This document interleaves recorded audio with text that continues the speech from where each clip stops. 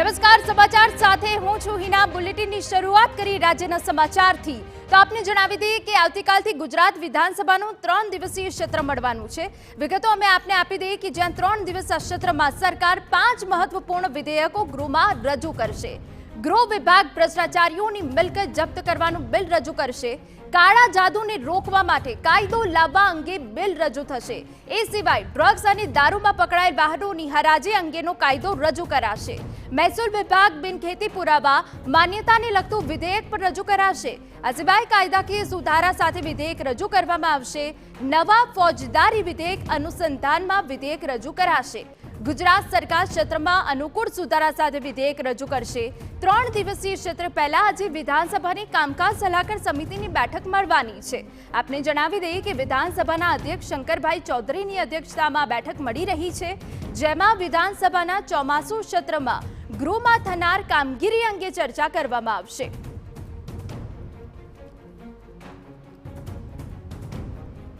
તો આવતીકાલથી ગુજરાત વિધાનસભાનું 3 દિવસીય સત્ર શરૂ થવાનું છે, ત્યારે કયા કયા કાયદા સરકાર લાવી શકે છે તેના ઉપર સૌ કોઈની મીટ મંડાયેલી છે। 3 દિવસના સત્રમાં સરકાર 5 મહત્વપૂર્ણ વિધેયકો ગૃહમાં રજૂ કરશે, જેમાં ગૃહ વિભાગમાં ભ્રષ્ટાચારીઓની મિલકત જપ્ત કરવા અંગેનું બિલ રજૂ થઈ શકે। જે તાંત્રિક વિધિ કરવામાં આવે છે, અંધશ્રદ્ધા ફેલાવવામાં આવે છે તેવા લોકો વિરુદ્ધ કડક કાર્યવાહી કરવા માટેનું પણ બિલ રજૂ થઈ શકે।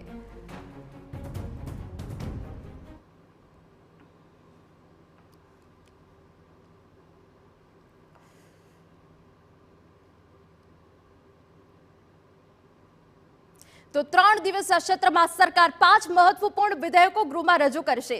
ત્યારે અમારા સંવાદદાતા કિંજલ મિશ્રા વધુ વિગતે વાત કરવા જોડાઈ ગયા છે। કિંજલ, 3 દિવસના સત્રમાં 5 થી વધુ વિધેયકો રજૂ કરવામાં આવશે, પરંતુ જે સૌથી મહત્વપૂર્ણ રહેવાના છે તે કયા કાયદા રહેવાના છે?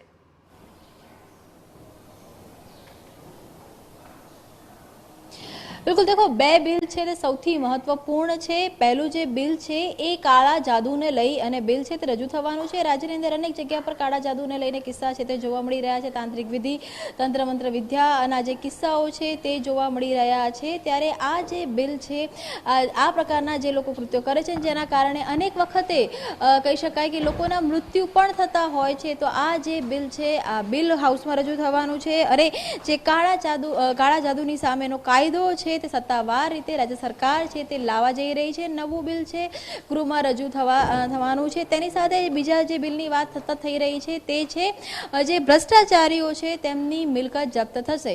આ બિલ એ ગૃહ વિભાગ તરફથી રજૂ થશે। ખૂબ જ મહત્વનો બિલ એટલે માનવામાં આવી રહ્યું છે કેમ કે આ બિલની અંદર જે પણ માફિયાઓ છે, માફિયાઓ સાથે સરકારી તંત્રની જે પણ સાઠગાંઠ હશે, જે પણ અધિકારીઓ હશે, તેમની પણ મિલકત પ્રમાણસર અને પ્રમાણસર મિલકત છે તેની પર જે ગાડીઓ છે તે કસાવવાનો છે। એટલે કે જે પણ ગુના થઈ રહ્યા છે, ક્યાંક ને ક્યાંક સરકારનું પણ માનવું છે કે એક મિલીભગતના કારણે ગુના થઈ રહ્યા છે। ગુનેગારો અને જે અધિકારીઓ છે, તંત્ર છે, તેની વચ્ચેની ચેઇન જો તોડવી હશે તો પોતે જ અધિકારીઓની ઉપર પણ જે સકંજો છે તે કસવો પડશે। એટલે આ જે બિલ છે તે ખૂબ જ મહત્વનું બિલ છે કે જેમાં મિલકત જપ્ત કરવાથી લઈને અનેક જે ક્લોઝિસ છે તે આપવામાં આવ્યા છે। આ 2 નવા બિલ છે તે રજૂ થવાના છે। તેની સાથે જ ગૃહ વિભાગ દ્વારા વધુ એક નિર્ણય લેવામાં આવ્યો છે કે હવે જો ડ્રગ્સની વાત કરવામાં આવે કે દારૂની વાત કરવામાં આવે, તેની હેરાફેરીમાં જે પણ વાહનો પકડાશે તેની હરાજી છે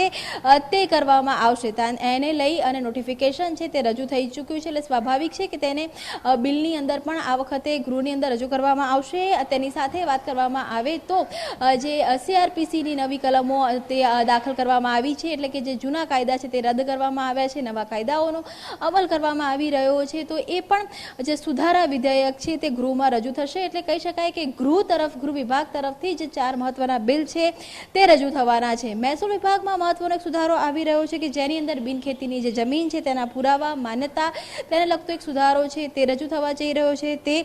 તેની સાથે જ કાયદાકીય જે સુધારા છે તે થવાના છે, તેને લઈને પણ બિલ છે તે રજૂ થવાનું છે। નવા ફોજદારી કેસોની અંદર પણ એક જે બિલ છે તે રજૂ થવાનું છે। તેની સાથે વાત કરવામાં આવે તો ઇલેક્ટ્રિસિટી અને લઈને પણ જે નોટિફિકેશન છે તે રજૂ થવાનું છે। એટલે કે 4 થી વધારે સુધારા બિલ રજૂ થવાના છે, પરંતુ 2 મહત્વપૂર્ણ બિલ બિલ છે કે જેની અંદર જે પણ અપ્રમાણસર મિલકત છે તેને જપ્તમાં લેવાની વાત હોય કે પછી અંધશ્રદ્ધાને લઈને જે કાયદો લાવવાની વાત હોય, આ જે બે બિલ છે તેની પર સૌથી તમામની નજર છે, કેમ કે આ બિલના અમલીકરણથી કેટલો ફાયદો લો એન્ડ ઓર્ડરમાં થશે તેને લઈ અને છેલ્લી કેટલી બેઠકો છે તે થયેલી છે. ખુદ મુખ્યપ્રધાન પણ અંતિમ બેઠક છે તે ગત સપ્તાહ કરી છે. એટલે આ જે બે બિલ છે તે મહત્વના છે. તેની સાથે 7 જેટલા બિલ છે તે આવે તેવું હાલમાં જોવા મળી રહ્યું છે.